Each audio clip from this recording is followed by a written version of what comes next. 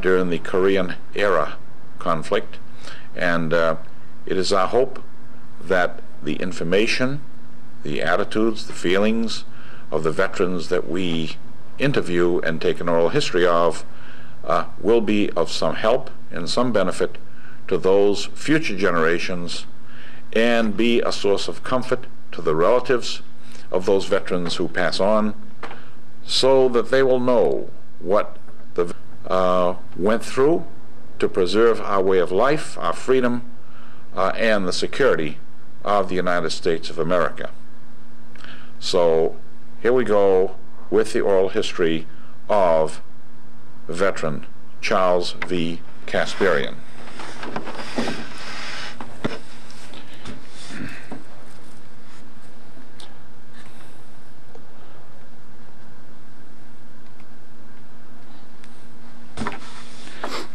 Okay, Charlie.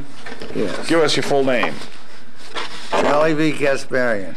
And where do you live in Watertown? 44 Lincoln Street, Watertown. And your father's and mother's name? Joe and Lucy Kasparian. And where'd they come from? My father came from Hartford. My mother came from Marash. Marash. That's nice. And when did they come over here to the United States? In the very early 1900s, around 15, around there. Did they come after the genocide or before? Yes, after the genocide. They escaped the genocide Mm-hmm. in their own way, different way. Just to Massachusetts. Mm-hmm. They come over on the boat? Yes. Ellis yes. Island? Yes. They did. That's good. And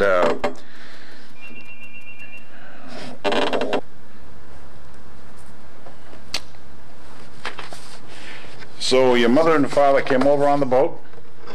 They weren't married when they got here? 1927. Was it one of the usual Armenian? Well, yeah, they were introduced by two different Armenian families, and they seemed to hit it off. Mm-hmm. And then, as a result of that marriage, you were born, right? Okay. Born and brought up. Where did you go to school? Boston English. And graduated from? From New England College of Pharmacy. Okay, so you graduated Boston English. Yes. And then from there you went to the New England College of Pharmacy? Yes. And when did you graduate from there? I graduated from there in 1954. But, so in between your high school and your pharmacy school, you went to the service? No, I didn't go in the service until I finished pharmacy school. Because I was exempt from, could be exempt with a college degree than a high school degree. So you had an educational exemption? Yes. Okay. So... No, I didn't want to enlist. If I enlisted, I would have gone in as a second lieutenant, and I would have had to go 3 years. So I took my chances with the draft, and I went 2 years. So you were drafted? Yes. Okay. And why did you join? No, I was drafted. Yeah. So, okay. Did you pick the Army? Yeah. You had no choice? I had no choice. Okay. Some people got in the Navy, some Marines. Depends how you get drafted. And when you, after you were drafted, where'd you go after you were drafted? Well, I went to New Jersey, Fort Dix. I was there 2 months. And then from there I went to Fort Sam Houston for 2 months. Prior to going to Dix, did you go to Fort Devens? No. You didn't? That was my third assignment after Fort Sam Houston in Texas. Okay, so you went to Fort Dix right away? Fort Dix right away. Mm-hmm. Basic there, automatic. What did basic training consist of? All of the basic initial paperwork? Initial paperwork? Yeah. Uniforms? Everything. How to preserve your life on a battlefield. Marching. Did you use weapons? Oh, definitely. What kind of weapons? We used hand grenades, hand launchers, machine guns, rifles, all kinds of rifles an infantryman would use. What kind of rifles? It was the M1. M1? Yeah. Okay.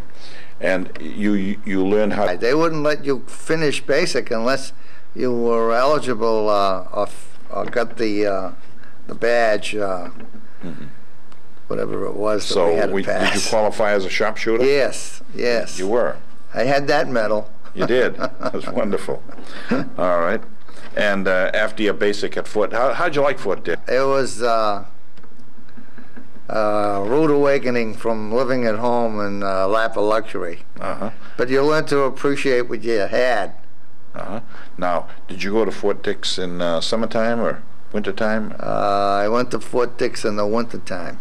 And did they give you winter uniforms? Yes, it was brutally cold. Really? We'd sleep up. No, just at Fort Dix we had it, but not at Dix. We had wooden barracks at Fort Dix. You did? When we went on bivouac, right, we would be out in the field for 2 weeks. 2 weeks? In the cold. Where'd you go on bivouac? We went outskirts of Fort Dix. That still was New Jersey? Still was New Jersey. And there was I take it there was country around there? Yeah, it was deep, deep woods. Really? And you bivouacked there? It was 10 miles away from the Fort Dix, 10 miles out. And we bivouacked there. Why did you do that when you had adequate facilities on the fort? Well, that was part of our training. What did you do when you bivouacked? We slept in pup tents, and then got up in the morning and did our training and dug foxholes and cut trees to hide our trucks. And really? And how deep was a foxhole that you dug? It was about 4 feet deep. Really? And you'd have to go sideways. And you fit in the foxhole? Absolutely. All right. And they also taught you how to bury your munitions and trucks and things? Yes. Okay. Hide them. Hide them. I see. We chopped down a lot of trees. You did? Okay.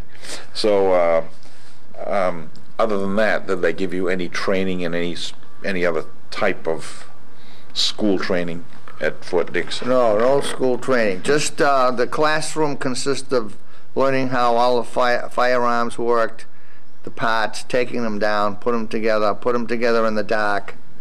It was all survival training. Okay. And this included the M1 rifle and the other machine guns. They taught you all about ordnance. Really? Yeah. So you were actually equipped for actual combat had they needed it? Yes. Okay. And you were ready to do that? Yes. And you were willing to do that? Oh, yes. You had no idea that you were going to evade anybody? No. Or evade any kind of service? You were ready to give your life for your country. And you were ready to take somebody else's? Absolutely. Namely the enemies? That's what the training was all about. Okay. So after you got through Fort Dix, where did you go from there? I went down to Fort Sam Houston because all personnel with a medical background would get automatically sent to Fort Devens. Podiatrists. Fort Sam Houston, you mean? I mean, yeah, Fort Sam Houston. Okay. Dentists, doctors, pharmacists. And this is all after basic training for combat? That training was to teach you to be a hospital personnel, either an aidman or a corpsman. All right. That was all aidman, corpsman. Now, Fort Sam Houston is on the outskirts of San Antonio. Yes. Right? And the weather, you found the weather a little bit better down there? Absolutely. It was warm as toast. They flew us down from New Jersey with my overcoat. When I got down there, everybody had T-shirts on. Really? I got off the plane with an overcoat and a hat and in winter uniform? In winter uniform, and over there they were wearing shorts and T-shirts. P helmets. They used to assign those what they call them, P helmets. P helmets, metal helmets. Yeah, because of the heat. So they didn't provide you with summer uniform? Oh yeah. Then when I got down there, I had to get all those summer clothes. Okay. So they flew you down. How'd you get down there? Commercial? No, they had their own planes. C-47s? No, they were old-fashioned planes. You'd have to get into the plane with a rope ladder. Is that right? Yeah. Okay. You know the kind of aircraft they flew you down? I don't know. It was those old kind with 2 engines, and the rear end was sitting on the ground. So how many went with you? Oh, we had quite a few. About 100, I think, on the plane. 100? About In 100. one plane? About that. Hmm. Maybe, I can't remember exactly, but Okay. it was So you over took 50. so you took a straight shot from Fort Dix to Fort Sam Sam. Houston. Okay. Tell me, what did you see when you got to Fort Sam Houston? Country Club. It It was a country club location. Uh-huh. And the officers would have horses and golf clubs, golf courses. It was a good place for duty. Really? And what did you do there? Well, we trained. We had medical training, all medical, which I had known anyhow. But it was routine to give soldiers with any kind of medical background that kind of training. But you had pharmacy training. But I had pharmacy training, and a they lot of gave my you- pharmacist friends were down there teaching the classes. Oh, really? Yeah. And you had medical training in addition to the pharmacy? No, no, Mostly but pharmacy. when you go through pharmacy, you have a medical background. So They sort of dovetail together. and the training you got down at Fort Sam dovetailed with the... Yeah, yeah. You were pretty much familiar and useful. Oh, yes. Yes. Used to. I could have been an instructor down there if they wanted me. Okay. So how long did the the medical training down there take? 2 months. 2 months. How did you like the local scene? Very good. It was a nice town. I love Fort Sam here. I love San Antonio. And did you go down to San Antonio itself? Oh, yeah. Yeah. Go down, they had a USO club there. And then a lot of my friends who had cars that were stationed there, we'd go down to Corpus Christi for the weekends, down to the ocean. Really? You liked it? That was a gorgeous place. Some people say that during those times, San Antonio had its dangerous areas down by the river. Well, there were a lot of Mexicans there, and you couldn't go too far into the Mexican areas because every night there'd be knifings there. 7 or 8 people would get knifed in those days. And when you went down there, did you go down there in uniform? Oh, yeah. You weren't resented by the local people? No, not at all. You're treated very well. Okay. And when you went down to Fort Sam, did you buy a car? Did you use a car? Did you use your friends' cars? Cards? Automobiles. How'd you get around? My friends had them. Your friends had cars? They were stationed, they're permanent stationed there. And how were you billeted? Where'd you stay?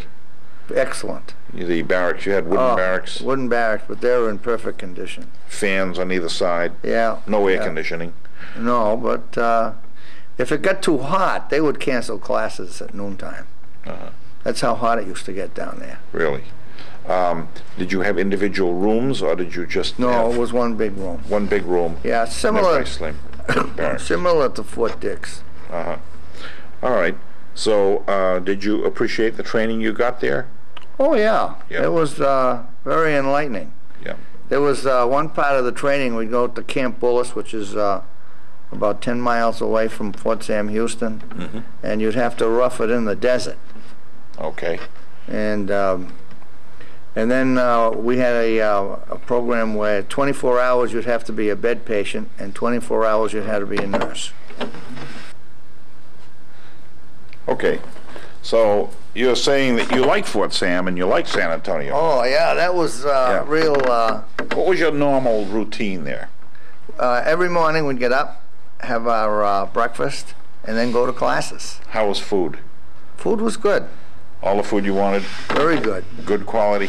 Good quality food, no problem. In the restaurants around Texas, they had good food too. Right. Do you remember a restaurant called Youngblood's? No. Fried chicken?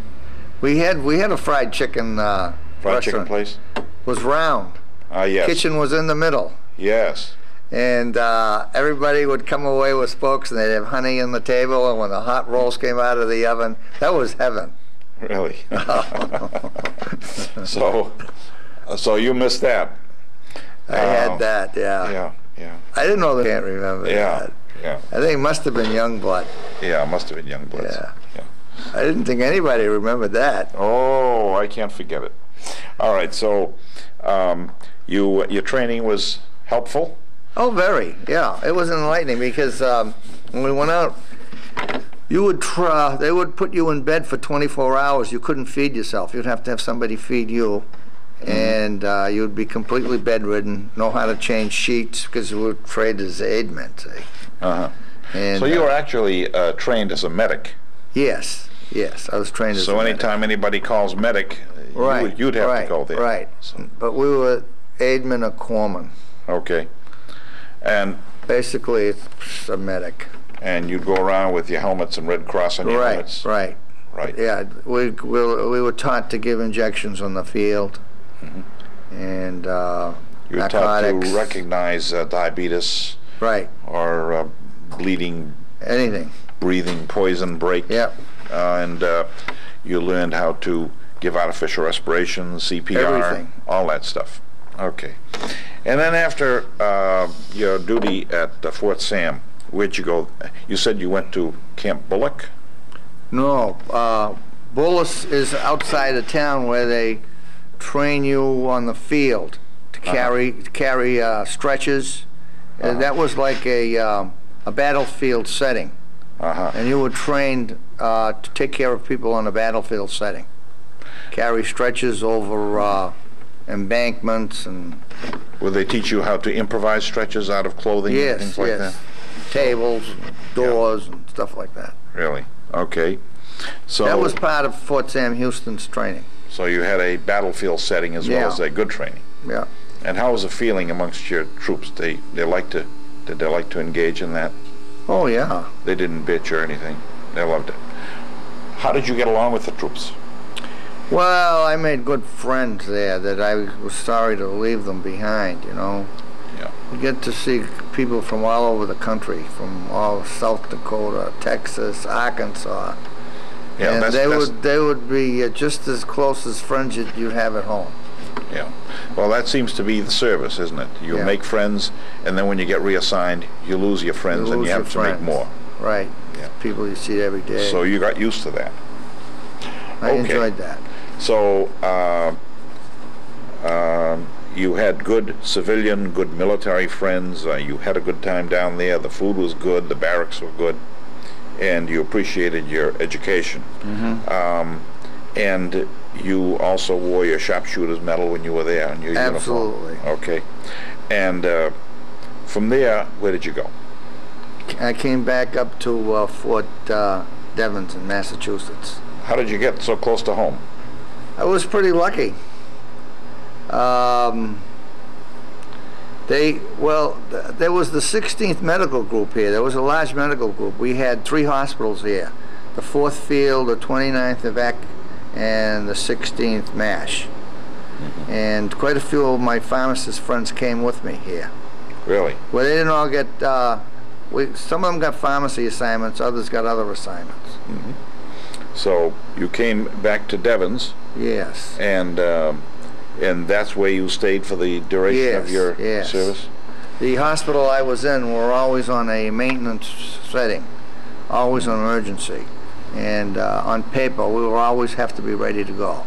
So my responsibility was to keep the pharmacy up to date with all fresh medication. And in 24-hour notice, we'd have to leave. Brought everybody in from off post. Now the Suez Canal crisis was the time when the Egyptians blocked the Suez Yes, Canal to the yes. English. And the English were going to open that up, and the United States was going to open that up with force. Right. So, And I think at that time President Eisenhower stopped the English from going in. Is that correct? I believe so. Yes. And so you were alerted at that time? Yeah, 100%. They told us to make all your personal arrangements and get back on post. And what kind of personal arrangements was that? Your personal finances, your family, and whatever had to be done. Wills? Wills, yeah, that's right. You had to have your legal wills, offices. you're right, because you might not come back. And you packed all of your gear together? Right, right. Okay. How far did you get? We got to an airport in Worcester, and then the whole thing would diffuse, and we had to come back. Okay. After So- 3 days, we were sitting around for 3 days, ready to go. At the Worcester Airport? Yeah. And was the aircraft there waiting to take Yes, you? everything was ready. The doctors, nurses. What kind of aircraft? I So where did you stay? a military building. There was a military building Yeah. there? Okay. So, and that was the closest you got to active service? Right. And then you went back to Worcester? Yeah. Okay. Back to Devon. Back to Devons. And Right. then there, we all had to train all the reserves. We'd have to set up the hospital during the summers, and all of the medical reserves would come in. They'd have a 2-week orientation we'd put them through. We'd have a disaster orientation where we'd have helicopters and like a bomb went off and there's all debris everywhere, and they would simulate a town. And we'd have Right. to go around taking care of people, putting them through the hospital, surgery, Of the reserves who active met, reserves, yeah. and they met 2 days a month. Train them, and we'd set up. I'd set up my pharmacy tent for the whole summer. And then another time we had to do that in Portland, to drive by truck on Fort Drum in Watertown, New York. Really? How did you like that? It was very good, Good training? very good training. Where, describe Fort William to me. I've never seen it. It's right on the ocean. Really? Beautiful. It's a naval. Naval facility base. called Fort William. Is it still Fort there? William. Still there, Portland. Really? I think they decommissioned it, but it had buildings like the Arsenal over there. Really? We sleep in the buildings. We'd have helicopters. We'd have a lot of helicopters assigned to that 16th to the hospitals. Were they Hueys? Yeah, they'd land, and then we'd have to put on a show for Armed Forces Day. And that was another assignment that we did. And all the people from Portland would come in and look at our displays. In those days, did you load the helicopters with litters? We did at Fort Devens. I was a litter patient at one time, Right. and I was strapped on the outside with a simulated broken leg. How did that feel? That was exhilarating. I was scared and entertained at the same time. Did they actually take you up in the air? Yeah. Really? We had to know everything about a helicopter. We had to be oriented in a helicopter, the blades, what to do. Once you get airborne, can't see wires. For some reason, the vibration of a helicopter makes electric wires disappear. Really? Now, when you're a litter patient, are you open on a stretcher, or do they cover you? Outside on the bars of the... Yeah. of But are you the- covered with anything? No. You are. You're on a stretcher and you're strapped onto that two side bars on the helicopter. And you pray that your pilot knows how to fly that thing. Right, just like in MASH. Right. On the TV show. Yes. Yeah. We're very similar to that. Okay. So you put on demonstrations at Fort William. You put on Yes, demonstrations at yes. Fort Drum. Yes. What was Fort Drum like? Fort Drum was a very wooded area and a large expanse. And I did guard duty one night with a loaded M1. And I fired around one night and somebody didn't stop. Really? I said, I heard a noise. I said, stop or I'll shoot. And they didn't, and I just shot into the darkness, and I never heard anything after that. It was serious business. This, Really? just because there was no war or anything, everything was done right As if by there the were a numbers. war. Yes. You'd have to be, you'd have to always be in training, and it was very important that you be up to date on everything. It was serious business. So Even just though there be- was no war, it was serious business. So do you feel that we have that alertness now? Oh, absolutely. I think more now than ever. 'Cause I think we've learned we've learned the lessons of Pearl Harbor. and we've also learned the lessons of isolationism, Right. and we've also learned the lessons of not being prepared. So you said you pulled guard duty at Fort Drum, even though you were a pharmacist? Yes. Yeah. I had to. I had to guard my area. Describe for us how you rose in the ranks. Well,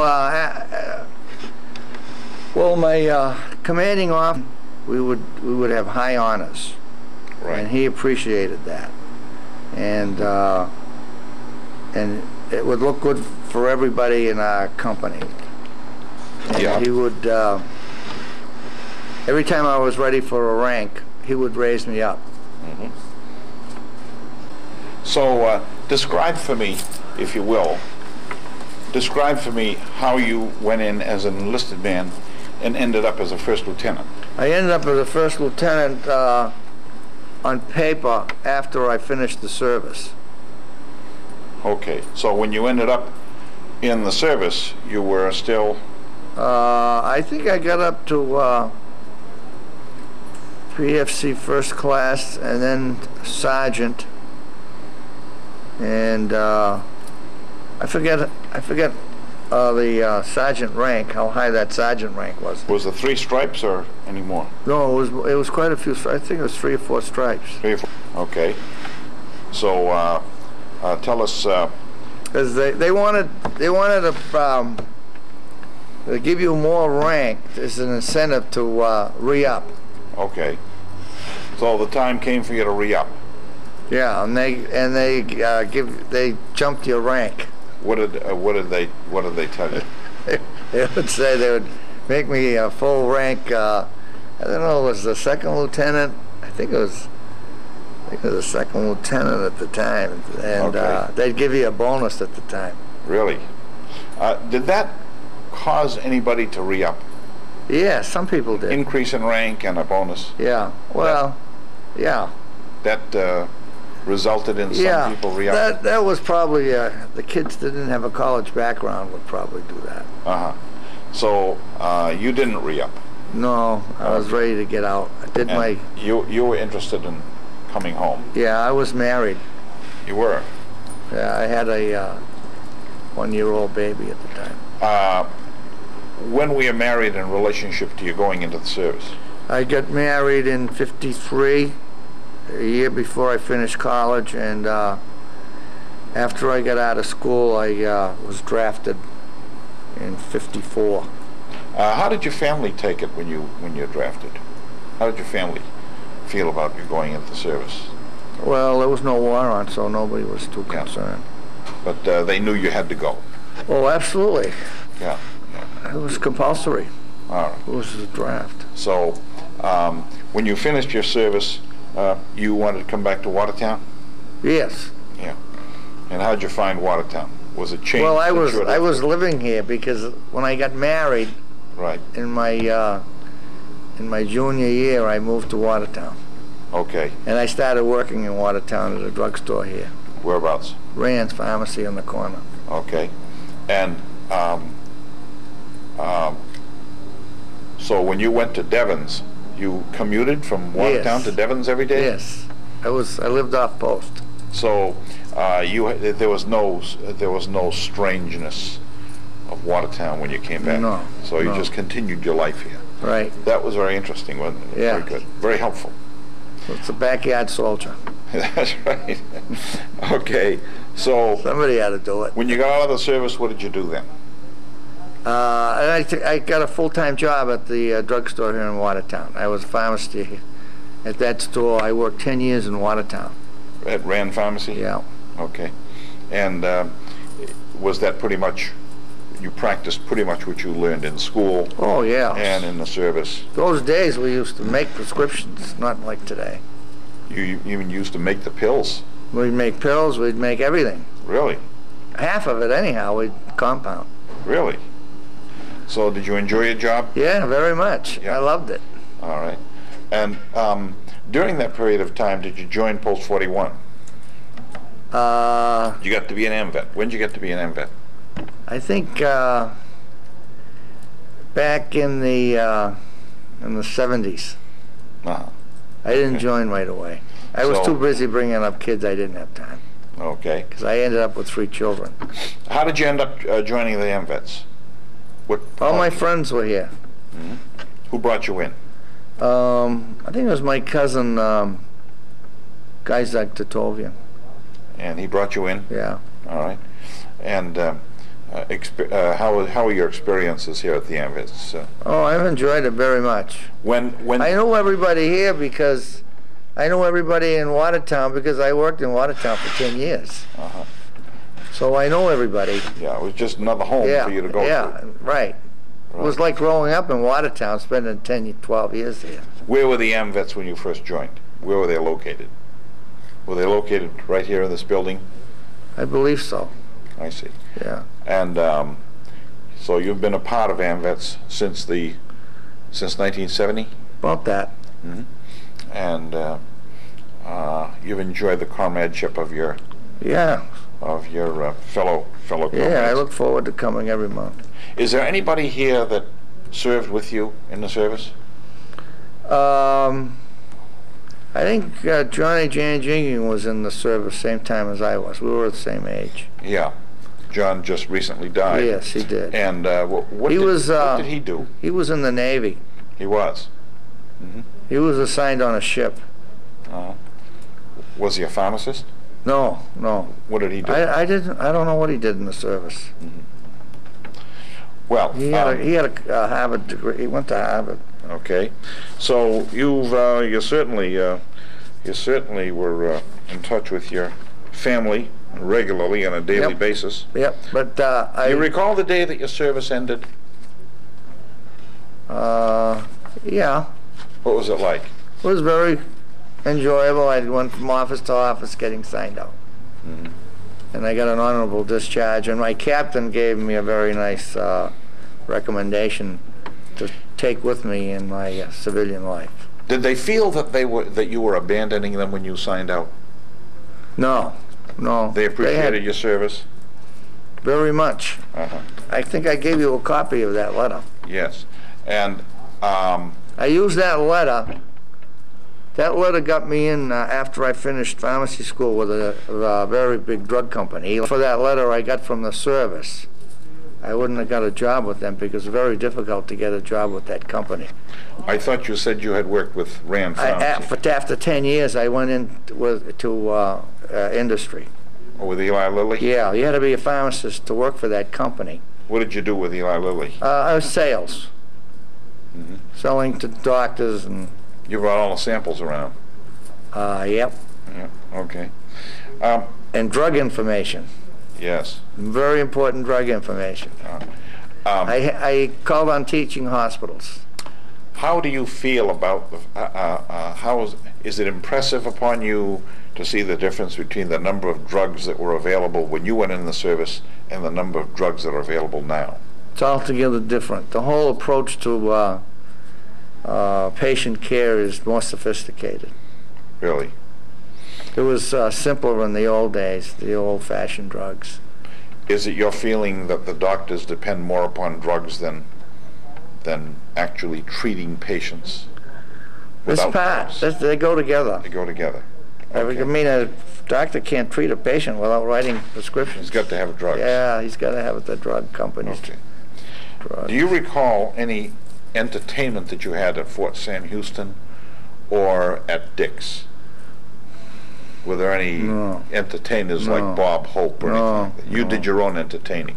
Yeah, I had another job while I was there. I was troop information officer, and every week I'd have to give a hour's lecture, and I'd have to go down to post headquarters and get a film, and I'd give that film a lecture on the latest news, and in the day room I had a big display where I would have to cut out all the important articles in the Wall Street Journal or the New York Times and post them.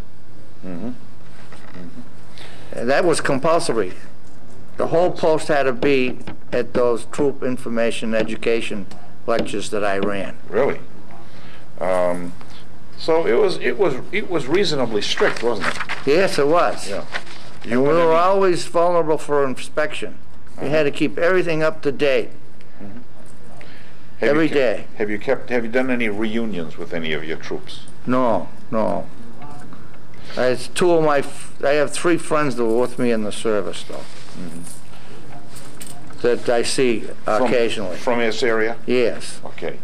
Are they members of this post? No, no. So you're going to get them in this post, aren't you? Yeah, that would be a good idea. One lives in Walpole, and one's in Florida. And Are they of Armenian descent? no, So just one is. George is out in George. Walpole. George. Nigerian. Oh, we got to get him in then. We got to get A him good in. idea. All right. Now, is there anything that I haven't covered?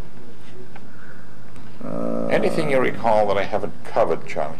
I think that covers my Any service. humorous incidents that I haven't related? Any memorable experiences that you've had in the service? Pretty well. Has it been a pretty good stint? Pretty good stint. Oh. I was always proud to be in the service, and I enjoyed my You like time the in service? the service. Yeah. You feel they treated you well? They treated me well, and I treated them well. I had a pretty big responsibility. Okay. Even though there was no wartime, Yes. I had to do my job. Sometimes the most difficult time is to do your job in peacetime, to keep the peace. That's true, That's what we're doing in Iraq today. We're trying to keep the peace, but they're trying to keep us in war. Exactly.